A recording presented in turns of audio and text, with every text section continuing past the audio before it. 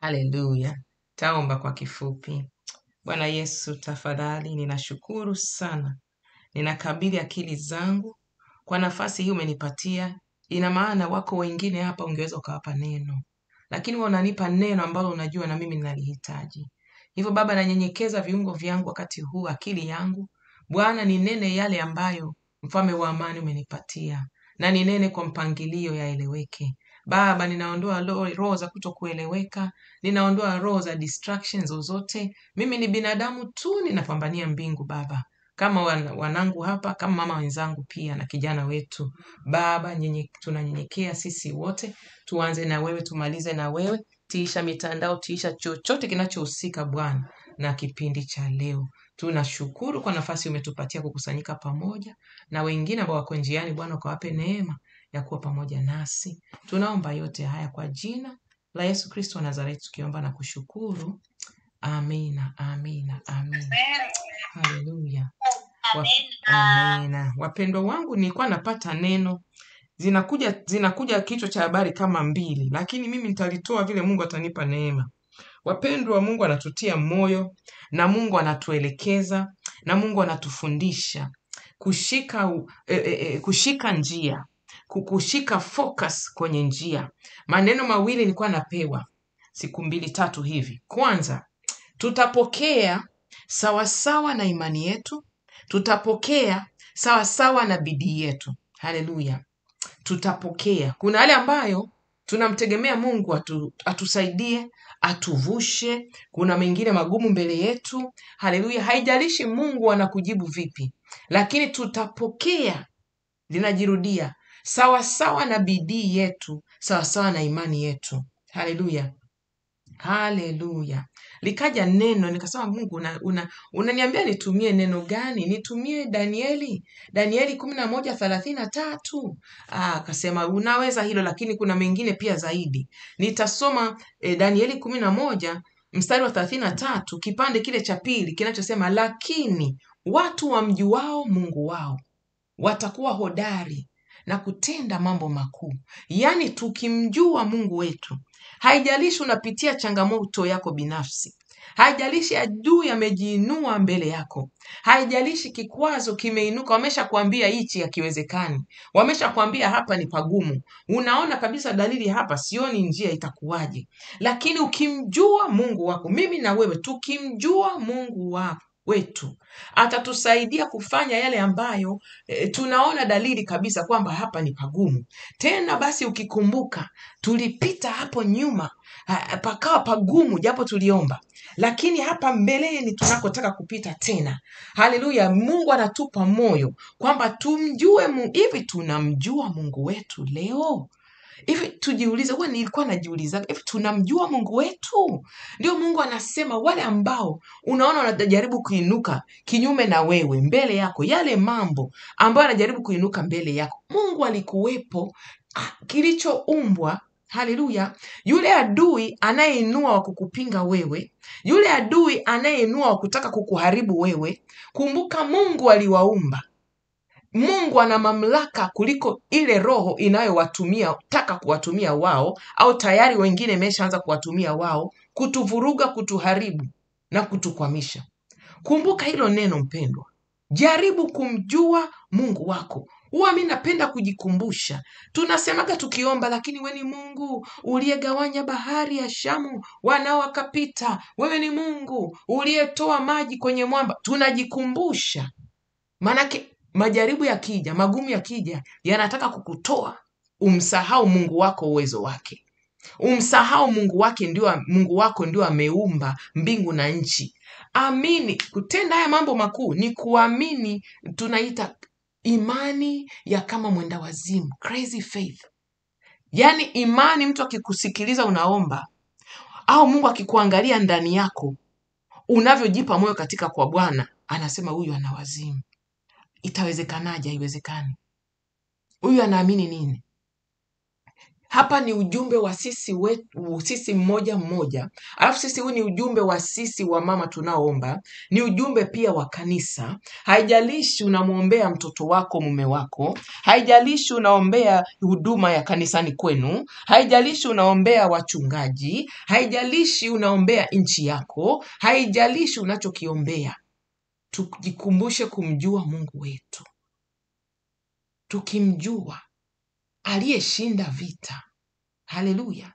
Wanaojaribu kukuvuruga, kukuchanganya, kumbuke Mungu wetu ni yule yule jana, leo na hata milele, hajabadilika. Aliwachanganya Wafilisti, waliishia kupigana vita wenyewe kwa wenyewe. Waliishia kusalitiana wenyewe kwa wenyewe. Tunaanza kuona mengine dalili katika maeneo fulani fulani. Wanasalitiana wenyewe kwa wenyewe. Sio wewe sasa usiingie kiburi mpendwa, usijiingie kiburi kwamba wewe unajua sana kuomba. Wewe endelea kunyenyekea. Wewe, mimi na wewe ni askari. Muda wote tunajipima joto, tunajipima mazingira, tunapima hali ya hewa. Mungu hapa tunaombaje? Tunaendelea kuombaje? Tunatumia neno gani? Utaelekezwa. Omba hivi, angusha hivi, tubu hapa, fanya vile. Usikatishwe tamaa na kile unachokiombea kwenye listi yako. Ndio leo ujumbe wa leo, tutapokea sawa sawa na imani yetu na bidii yetu. Usiangalie ya kimwili. Neno la Mungu linasema we walk by faith not by sight. Tunatembea kwa imani, sio kwa kuona. Unajua ukiona kitu, unachokiona kuna uelewa fulani unakuwepo, upo ndani yako. Hiki ninachokiona ni kigumu, kiwezekana. Huyu mtoto naye muombea, ndio naona hali yake inazidi kuwa mbaya. Huyu binti yangu ninavyomuombea, ninaona anazidi kuwa hivi. Huyu mume wangu ninavyoomba, ninaona bado Mungu hajamgusa. Haleluya. Lakini nini? Tunatembea kwa imani. Imani ni nini?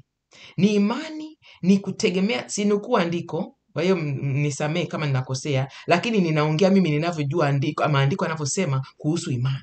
Imani ni kuamini kile ambacho hakijaonekana kwamba kinawezekana kuonekana, kitatokea.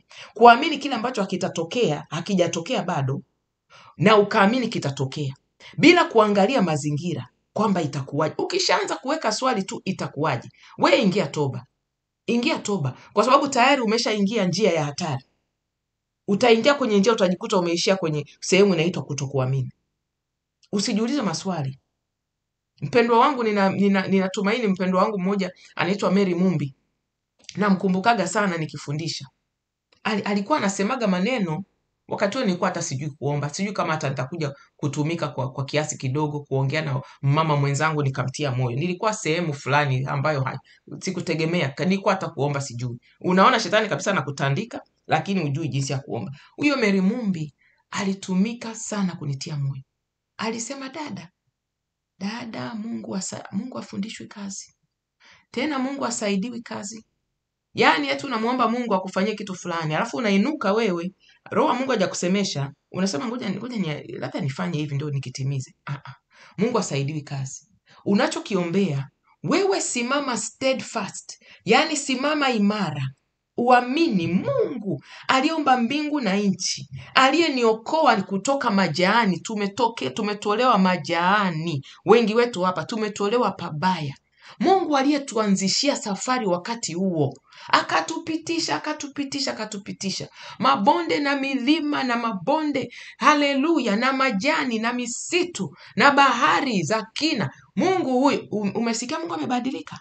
Pendo wangu, Mungu hajabadilika. Muamini Mungu. Muamini Mungu. Hichi kinachokuja mbele yetu hiki tunao tukakiona ni mlima mrefu, alafu kibaya zaidi unakuta taarifa zinakuja huku na kule, taarifa zinakuja kwako wewe, ndugu yako huyu hali yake ni hivi, huyu mume wako hali yake yuko anafanya hivi na hivi, kijana wako hali yake bado analewa, kijana wako huyu hivi na hivi. Haleluya. Unasikia nchi yenu rais yenu anapanga hivi na hivi. Mpendwa wangu, hizo taarifa zipite ni kama heading, zipite. Wewe usijikite sana kuziingia mle kuzisoma. Kwanza, moja, kuna mafake news yamejaa. Huku kwetu rais wetu alianza kusema hilo neno. Nikalishika hilo neno, akasema lakini kiukweli zingine ni fake. Pili, kama ni za kweli, umepata nini? Kichwa cha habari cha kuomba. Wewe unachukua kichwa cha habari unaenda kwa Roho Mtakatifu. Ninaombaje hapa? Atakwambia, hii achana nayo, fake. Ombea kitu fulani. Hii hapa omba hivi. Mimi na wewe ni askari wa Yesu Kristo. Mkristo yoyote anayejiita Mkristo ni askari wa Yesu Kristo. Kuna maaskari wanaojitambua na wale wasiojitambua. Mimi na wewe tunajitambua. Kama wewe uko hapa, una ratiba yako ya kuomba, hata kama unaombaje, ninasemaga ni heri uombe dakika 5 kuliko usiombe kabisa. Mimi sitamkatizaga tamaa mtu kuomba. Mwingine ratiba yako unaomba uko njiani kwenye shughuli hapa na pale. Haijalishi. Angalau malaika wako anaandika nini? Anajaribu kuomba. Wewe omba neema ya kuongezeka, neema ya kuomba. Amini usiamini, mimi nilikuwaga kuomba dakika nusu saa ilikuwa challenge. Lakini sikuangalia mapungufu yangu. Mimi nakupa moyo, usijione mapungufu yako, wewe focus na kuchukua nini? Hatua. Kumbuka neno la Mungu linatuambiaje leo? Tutapokea sawasawa na imani yetu na pia sawasawa na nini? Bidii yetu. Nimetoa mfano hapo wa kuomba. Bidii ina maana gani? Unajua mimi na changamoto. Inabidi nitengeneze mazingira ya kuomba.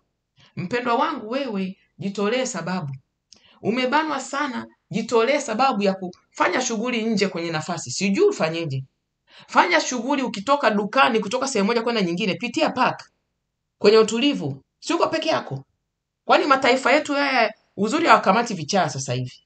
Mradi usiwe unataka kupiga mtu au kuharibu mtu. Pita kwenye park, anza kutembea kule unaomba na Yesu wako. Utashangaa imefika risali moja. Utashangaa umemaliza nusu saa imepita. Kwa sababu gani? Ukiomba kwa utaratibu tunaofundishana. Ukaanza wewe ukatubu, ukajitakasa. Ukijua kwamba huwezi kwenda kwa Mungu kiolela. Wewe mtu unaweza ukatoka hapa kweli, unikuulize swali, utatoka hapa utaenda Buckingham Palace kwa mfalme bila appointment. Bila make sure uko right. Unaenda na sweatpants, unaenda na nini? Sweatpants ni za wanaume. Unaenda na kikwembe chako kile cha kuamkia asubuhi cha kwenda kuoga. Ndio umefua kile cha kupika nacho jikoni. Hapana. Ndio Mungu wetu tunaenda naye kwake tukimake sure tuko sahihi. Ili angalau atusikilize. Yeye ni mtakatifu. Ni mfalme wa wafalme. Ikiwa wao wa dunia hapa, ukisikia una appointment unaenda leo kwa mwanasheria wako, au unaenda leo sijui unaenda kwa daktari wako, una make sure umevaa. Unaenda kwenye interview, sembuse yeye. Kwa hiyo ukiomba vizuri, ukajiweka vizuri, ukaomba ukajitakasa. Halafu ukakumbuka hata hiyo nafasi Mungu amekupa ya kuomba ni neema yake. Ukamshukuru kweli kweli. Nawaambiaga watu, nawaambiaga wanangu, mjue kama mnaona mambo ni magumu, hamna cha kumshukuru Mungu, basi shukuria hiyo pumzi unaopumulia. Hauilipii hospitali. Shukuru kwa pumzi ya uhai. Shukuru, kuna mengi ya kushukuru. Kashukuru. Ukashukuru hapo ulipo, hauleti maombi kwa umepokea taarifa mbaya ya mtu wako wa karibu. Kashukuru kamaliza. Mpendo wa mbinguni. Haleluya. Bidii, nazungumza bidii. Natoa mfano wa kuomba. Ukifanya bidii kutengeneza mazingira ya kuomba, ukafanya bidii ukagoogle nataka kuomba topic fulani, mimi na Google KJV, King James Version, naweka topic, maandiko yatakuja. Hata kama ni ya Kiingereza yatakuja. Ukafanya hivyo kwa wiki mara kadhaa, ukahakikisha Mungu, nikiamka asubuhi mimi siwezi kuongea na watu wengine sijaongea na wewe. Ndio sasa hivi masaa yametubadilikia. Utaona saa ambayo kwenu ni asubuhi, kwangu unaniona siko mtandaoni, kwa sababu kwangu ratiba imebidi ibadilike. Ninaomba huku niliko. Ninaomba. Lakini nikiingia kwenye group saa hizo, saa zangu za kulala asubuhi nitakuwa sijakaa vizuri kwenye maombi. Kwa hiyo Roho Mungu tu ananiambia, omba mwenyewe usiku, asubuhi ingia. Na kweli ninaamshwa saa 10. Maombi yetu ni saa 11:30 ya kwetu. 10:10:30. Haleluya. Roho Mungu anatutembeza kila mmoja wetu sawasawa na mahali anapotupitisha, sawasawa na madhaifu yetu, sawasawa na maeneo ambayo sisi tuko imara. Wewe cha maana ninasema bidii, hatua, kila siku, kila saa ya maombi. Unajua ni saa yangu na Bwana. Unapunguza distractions zozote. Mimi hapa uzuri, nimemwambia mzee vizuri tu. Leo sisi kwetu ni sikukuu. Hatuna shughuli ya kufanya zaidi ya kupika, sijui nini, waliokuja atakaye kuja kula sawa. Ambia mzee, sasa hivi kabla sijala naomba mimi niende kwenye maombi. Leo ninaingia kwenye maombi, kwenye kikundi cha maombi. Sawa sawa, mna shida. Haleluya. Unatengeneza mazingira, kwa sababu nilijua leo nimepewa neno. Nikamwambia Mungu, hii nafasi ninayo hizi siku niko ofu. Mungu ninaomba nini? Nikapewa hizo topic. Sasa kuna maeneo unamuomba Mungu akutendee. Kama ni ndoa, unamuomba Mungu akukutanishe na mwenzi wako. Unamuomba Mungu akusaidie uvuke, ufike siku ile harusi. Unaomba Mungu akusaidie mume wako abadilike. Mume wako ana hiki na kile, hiki na kile. Wewe mama, kama mume wako yuko nyumbani, mpendo wa mbinguni, tayari umeshinda half the battle. Tunasema umeshashinda 1% ya vita. Kwa sababu gani? Mume wako yuko nyumbani, anakuja kulala nyumbani. Basi Mungu wewe akusaidie, akutie nguvu, akuwezeshe. Haleluya. Akupe mbinu, akupe namna, akupe jinsi. Una balance utakatifu, una balance ndoa, lakini elemea zaidi kwa nani? Kwa Yesu Kristo. Yeye ndo atakupigania, atambadilisha. Yeye ndo atakusaidia. Natoa mifano, tutapokea kulingana na bidii. Kuna vitu vya imani, unashika imani. Kuna vitu vya maarifa. Je, ni maarifa gani unahitaji ufikie katika lengo unalojaribu kufikia? Ufikie ile siku ya harusi inatakiwa ifike. Kuna vitu gani hapa matayarisho yanayotakiwa? Unaombaje hapa kuhusu matayarisho? Unataka Mungu akuunganishe na mwenzi wako. Yamkini umeshuhudiwa mwenzi wako anaweza katoka labda sehemu fulani. Wewe huwezi kutoka ukaanza mwenyewe kwa akili yako ukaanza ku make things happen, kufanya mambo yatokee, lakini utaenda kwa magoti. Utamuomba Mungu. Utaomba Mungu. Mungu mwenyewe anajua atamtoa wapi, atamleta wapi kwa wakati. Tena katika bidii unakataa, usipewe pressure na watu. Ninajua jinsi ambavyo watu wanaleta pressure. Unaona wenzangu ambao hawajaokoka, tuna kundi letu zuri tu la high school.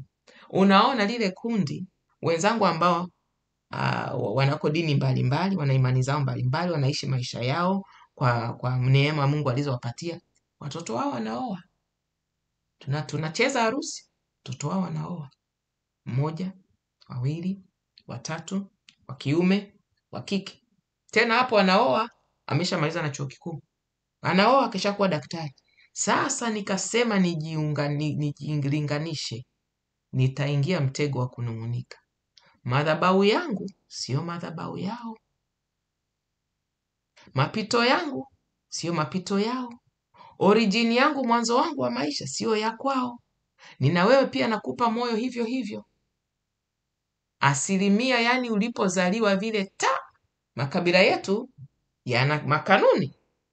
Ukazaliwa alafu yuko karibu babu yako au yuko baba yako anajua mila na desturi. Ukazaliwa kuna aliyotendeka. Kwa ajili gani umezaliwa? Madhabahu yako sio na madhabahu ya mtu mwingine. Halafu kingine, mapito tunayopita, safari ya maisha sio sawa na mapito ya mtu mwingine. Kwa hiyo wewe angalia safari yako, muulize Mungu, mimi hapa ninasongaje? Mwanadamu ana maeneo mangapi? Kadhaa. Tuanze ya kiroho. Mwanadamu ana eneo la kiroho, ana eneo la maarifa, ana eneo la mwili, ina maana afya, kutumika, nguvu, kuajiriwa, kufanya kazi za kuleta kipato. Mwili huo umvutie mwenzi wako yule atakaye kuja kukuoa. Mwili huo nafsi tumezungumzia mambo ya kiroho, tunapambania mbingu. Sasa ufahamu, kwenye ufahamu ndio maarifa. Pendwa wangu, tunaonaga kuna saa nyingine wapendaga kuangalia vichekesho hapa, clips fupi zile, mtu anataka tu kurelax. Utaona wale ambao hawana maarifa, escalator Zile ngazi automatic zinapanda zenyewe zile. Mtu asipojua yule atakuwa anaenda kinyume. Zinapanda yeye anashuka. Hana maarifa, hajui. Haleluya. Kila eneo unataka kuvuka kuna maarifa yake. Katika kuomba, katika neno, katika kufunga kuna maarifa yake. Ujue kila mwili wa binadamu, wanadamu wana miili tofauti, mpendo wangu. Wana miili tofauti. Ndio maana chakula kile kile kitaenda, huyu kitamfanya anenepe zaidi, huyu kitamfanya abaki vile vile, huyu kitaenda utaona hata huyu chakula kama hakijatumika, huyu anazidi tu kupungua. Haleluya. Kila mtu yuko tofauti. Angalia maarifa unakoenda. Haleluya. Roho Mungu ananiambia nirudi kwenye maandiko. Maana yake ninaanza kudigress. Naongea vitu vingine. Haleluya. Leo tunaambiwa Wakorintho wa kwanza mstari wa 15, sura ya 15 mstari wa 58. Inazungumzia kwamba tuwe imara. Tusisogezwe, tusisikitike. Tuwe nini? Na wingi katika kazi za Bwana. Kwa maana nini? Huyu mtumishi wa Mungu anasema kazi yao walioifanya kwao hawa watakatifu isiwe bure katika Bwana. Ina maana gani? Siku ya mwisho, mimi na wewe, mahubiri tuliosikia, mafundisho tuliosikia, wapendwa wetu wapo wanatufundisha, wachungaji wetu wanafundisha, haleluya, wanafundisha mafundisho mazuri. Isije tukaambiwa wewe umefundishwa asilimia hii hapa. Inajaa mlima magorofa 3, 4, 5. Abounding in the work of the Lord. Kuongezeka katika Bwana. Kazi yako katika Bwana, mbona inajaa ndoo kisado? Inakuwaje? Haleluya. Katika kumtegemea Bwana, kumsubiria Bwana, tunafanyaje? Tunamsubiria, tunakuza imani, tunaongezeka maarifa, lakini tunaongezeka katika kazi ya Bwana. Kazi ya Bwana. Ninawaambiaga wapendwa ambao hawajielewi, hawanasahau, labda wanasahaugi. Kila Mkristo ana nafasi ya kufanya kazi ya Bwana. Unajua kuna maombi unaweza kaomba wewe hapa, vitu vikafanyika huko China, vikafanyika Israeli, vikafanyika kwenye ofisi ya RPC wenu, vikafanyika mtaani kwenu, kijijini kwenu. Kazi ya Bwana. Watu wakaokolewa, watu wakaokoka, wakawa salama baadaye ya kuwa hatarini. Kazi ya Bwana. Haleluya. Kwa maana sisi hatuna mwingine wa kutegemea isipokuwa Yesu Kristo. Tutaangalia mambo ya dunia, tutasikiliza taarifa za habari, tutafanya bidii, lakini yote yanaishia kwa Yesu Kristo. Tuko naye vipi? Yeye ndo anaamua, huyu atafika mpaka hapa, huyu atavuka mpaka pale.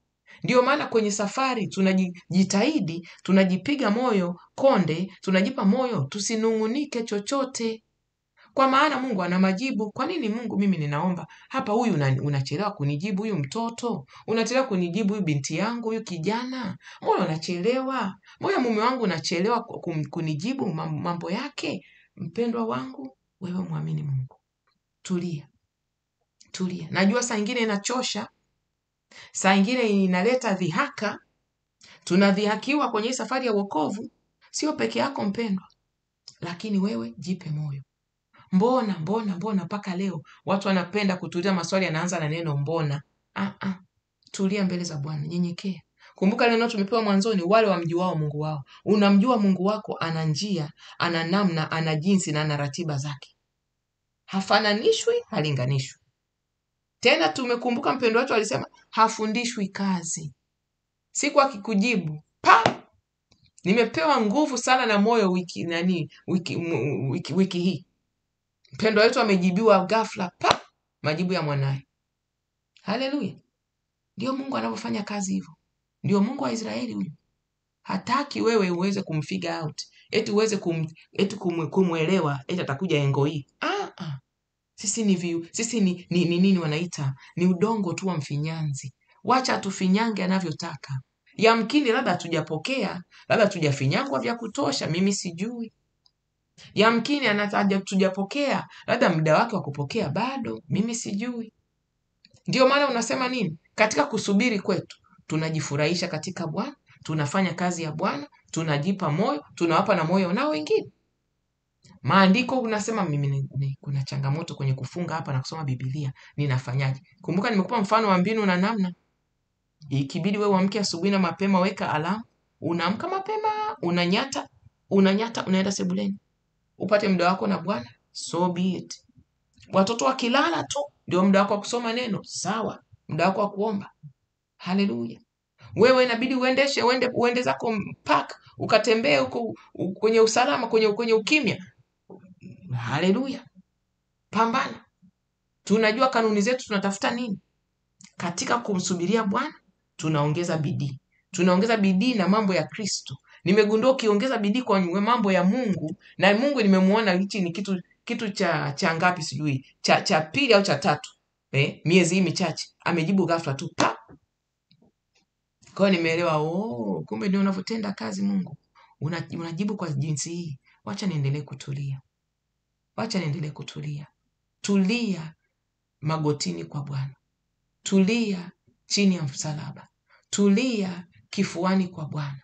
Kama una mambo magumu, unahitaji kutiwa moyo, una huzuni, we nenda kifuani kwa Bwana. Yaani yule ni baba yetu. Haleluya. Baba yako. Unaenda kama baba yako wewe ulikuwa unaenda unakaa chini pembeni yake, amekaa kwenye kiti, unaweka kichwa chako kwenye goti lake. Atakufariji. Saa ingine unatakiwa uende pale ulie machozi Wanasema nini? Machozi ni sabuni ya roho. Samahani kama nimetumia msemo wa kidunia. Lakini yani saa ingine inabidi utoe machozi kwanza kidogo, upate nguvu ya kusonga mbele. Katoe machozi. Ila tu usinungunike. Usimlaumu sana. Kuna mahali anakupitisha. Sio kama anapenda tuteseke. Sio kama anafurahishwa wewe ambavyo hujavuka. Kuna mahali anakupitisha. Ili ukivuka unaangalia, wewe ndio maana kuwa makini, useme katika haya mapito ninajifunza nini? Kwa sababu kitu nimekiona kwenye maisha yangu ya machache. Na kuambia mitihani tusipoielewaga, jamani, ina tabia ya kujirudia. Sijui mitihani ikoje ya maisha.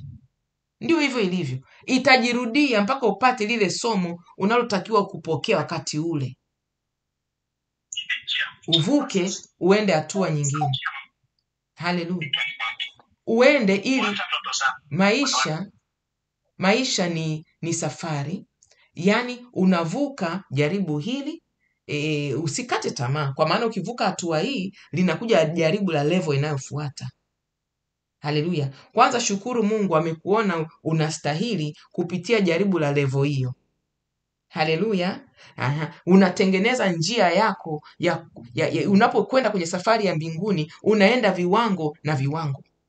Tena Roho Mungu ananikumbusha katika kupitia kwako unahubiri. Leo asubuhi nilikuwa ninaomba, nikaambiwa niombe tuwe barua inayosomeka. Unapopitia jaribu lako, mpendwa, kuna mtu anakuangalia, watu wanakuangalia, mabinti wenzako, vijana wenzako, kwa kijana wetu hapa, wanakuangalia unavyopita.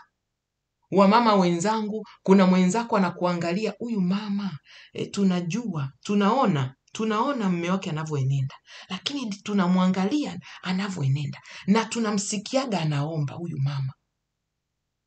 Tunamuonaga, tujasikia huyu mama ameinua na yeye sauti kufokea mume wake akiwa anafoka. Huyu mama wanakuangalia.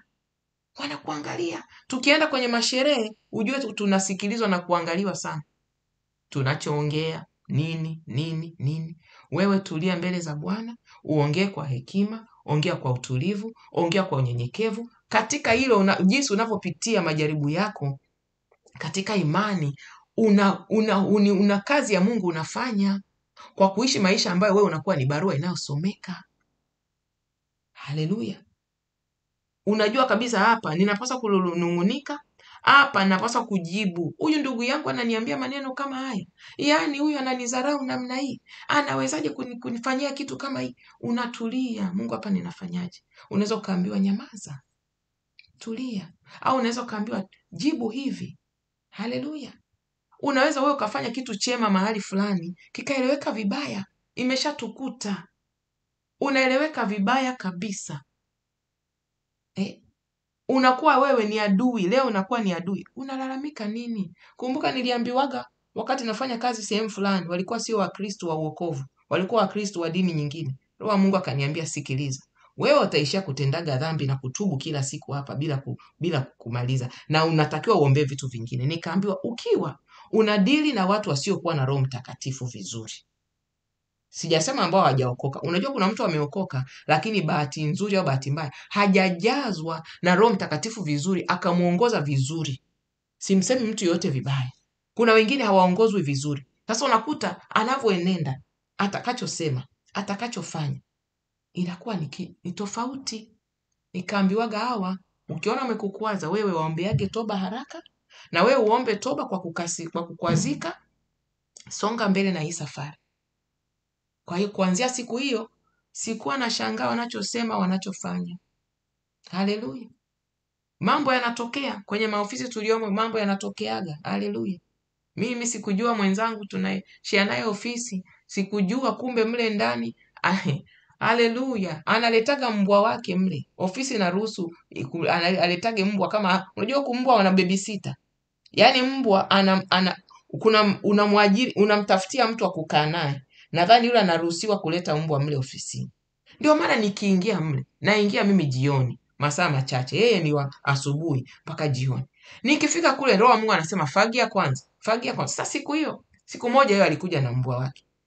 Nimejuaje? Nilikuta kibakuli cha plastiki kiko mle.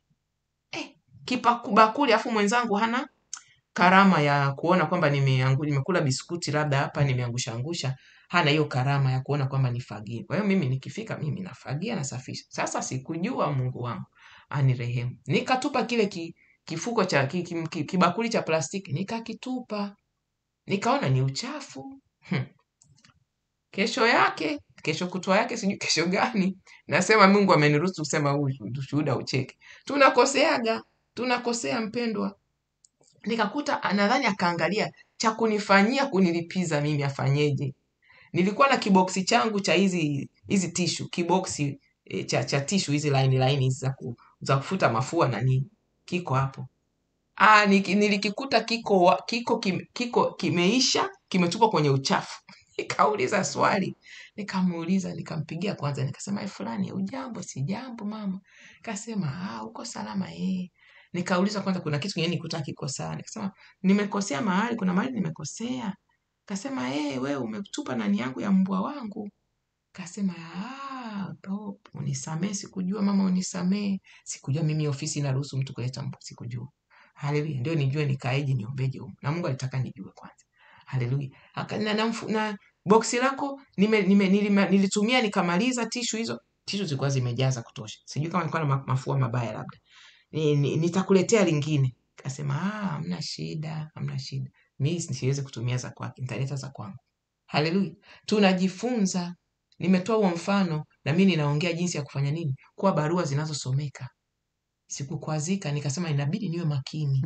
Nikikuta kitu sikielewi, niwe makini kufanyaje? Kuuliza kwanza.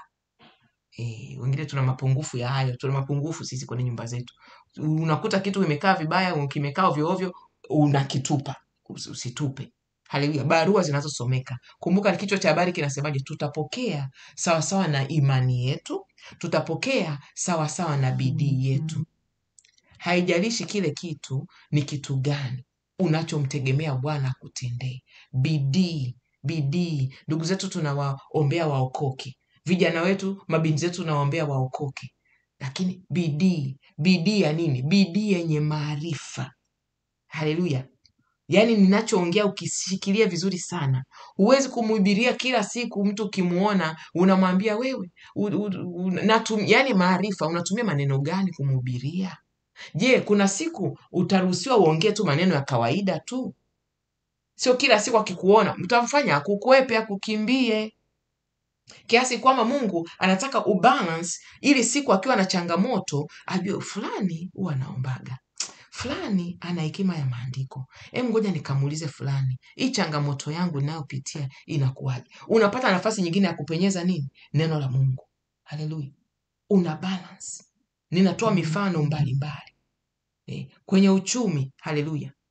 Uchumi unakuta hapa nina changamoto eneo hii. Kwani siwezi kuweka akiba mimi? Kuna shida gani? Ni ujue ni eneo la kuombea. Ukimaliza eneo la kuombea, unapima. Na kuambiaga hili neno nitalisema mimi, nitalirudia.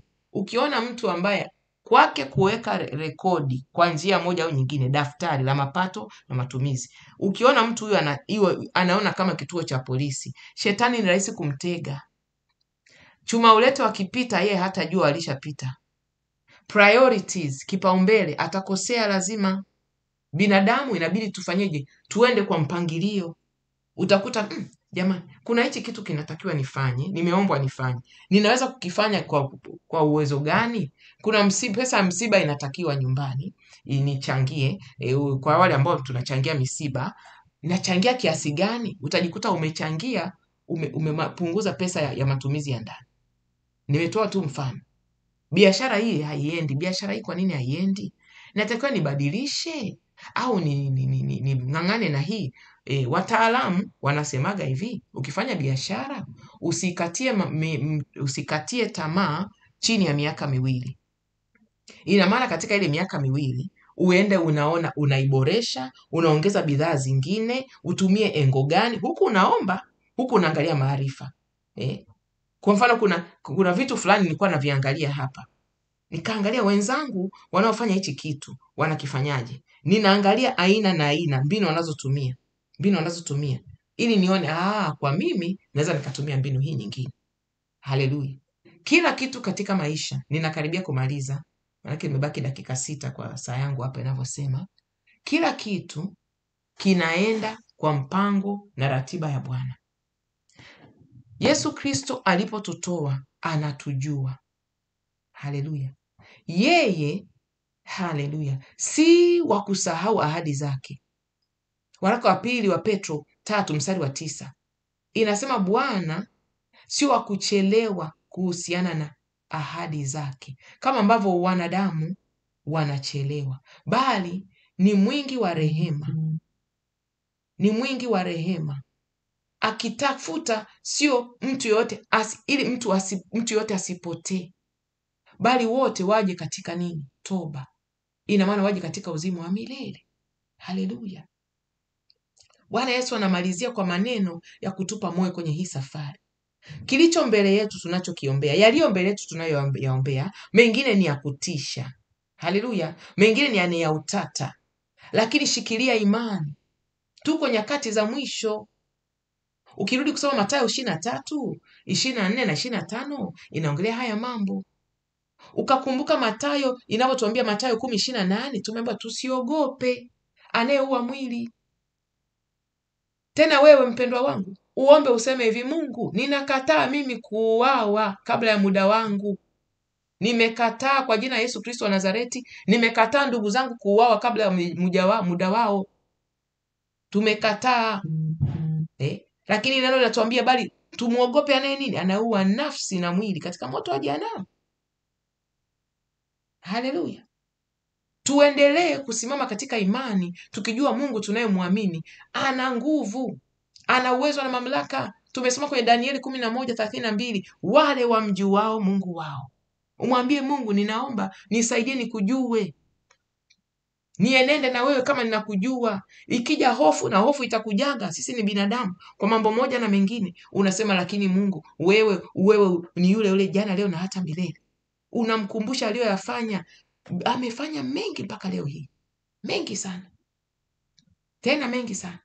Haijalishi, kuna mengine Mungu ataruhusu yatokee. Kumbuka hilo neno, kwa maana tuko nyakati za mwisho. Lazima unabii utimie, lazima maandiko yatimie, lakini wewe utake kuwa katika walio salama kimwili na kiroho. Ninazungumzia tena kimwili na kiroho. Ina maana iwapo ni mapenzi ya Mungu ukaathirika kwa njia moja na nyingine, unasema ninaondoka katika Bwana. Ninatoka duniani nikiwa ndani ya Bwana. Imara, ujasiri. Tukatae roho ya uoga, tukatae roho ya hofu, tukatae roho ya kukata tamaa, tukatae kutolewa katika imani. Malaika wetu waseme lakini huyu alisimama imara. Unaombiwa, unaonyeshwa vitu fulani, ombea, kemea. Ukionyeshwa kitu fulani kibaya, ombea, kemea. Ukionyeshwa unabidi kusogeza hili neno kwa maombi, ombea. Tunawaombea watumishi wa Mungu ambao hawajui tunawaombea. Hawana haja kujua tunawaombea. Sio kazi yao. Kwanza ni makosa makubwa sana kwa mimi kwenda kumwambia mtumishi wa Mungu labda kama tunaongeaga, unajua tunaongea, kuna wengine tunasalimiana nao, jamani inaendelea hivi, huduma inaendelea hivi hivi na hivi, kuna hichi kinaendelea, basi tuendelee kuombeana. Bwana Yesu ni mwema, anatenda. Hiyo sio mbaya. Haleluya. Wala usiende kujitangaza kokote kwa mtu. Kama mtu akikusikia unaomba, amekusikia umeomba, ni sawa. Lakini tuende tunafanya kazi ya Bwana, tukijua Bwana ndio anahesabu. Nimebakiza dakika 2. Haleluya. Mwisho tumeambiwa Filipi 4:6. Tusiwe na wasiwasi, tusiwe na hofu. Nina tafsiri andiko. Tusiwe na hofu kwa lolote lile, bali katika kila jambo kwa maombi na maombezi, kwa shukurani, tulete haja zetu mbele, zijulikane mbele za Bwana. Tuombe bila kuchoka, tuombe bila kupumzika. Yaani kupumzika kwamba hivi hata tukiwa tunafanya shughuli zetu tunaomba. Tunaona vituko huko mabarabarani, mitaani, unaomba toba, unaendelea. Prayer list yangu inasemaje leo? Wewe shikilia prayer list yako.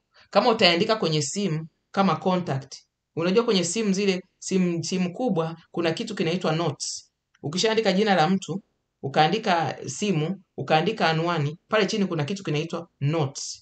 Unaandika topic fulani fulani fulani, huduma za kuombea, kichwa cha habari hicho, contact. Unataja zile huduma, unaziandika pale. Vijana wa kuombea, mabinti wa kuombea, wamama wa kuombea, ndoa za kuombea, ili usisahau. Haleluya. Unaweza kutumia mbinu hiyo. Bwana Yesu awabariki. Muda wetu umeenea. Haleluya. Leo Bwana ametupa neno la kututia moyo. Haleluya. Kwamba nini? Tutapokea maombi yetu, tutapokea sawa sawa na imani yetu na sawa na bidii yetu katika Bwana, katika neno, katika safari hii ya kupambania mbingu. Ndio maana mtu aliyeokoka vizuri, yani mtu ambaye anajitahidi ndani yake ashike imani, haogopagi kifo.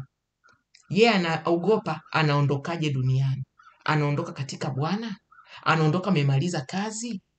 Mwenzio akiwa anajikongoja kwenye safari ya mbinguni, yeye anakimbia, anasonga mbele. Haleluya. Ni hivyo. Bwana Yesu awabariki. Muda wangu umeenea. Tuingie kwenye maombi. Karibu kiongozi wa kikundi, ongoza maombi yetu, na Bwana Yesu atubariki, atusaidie kwa hili neno likatutie moyo. Amen. Amen.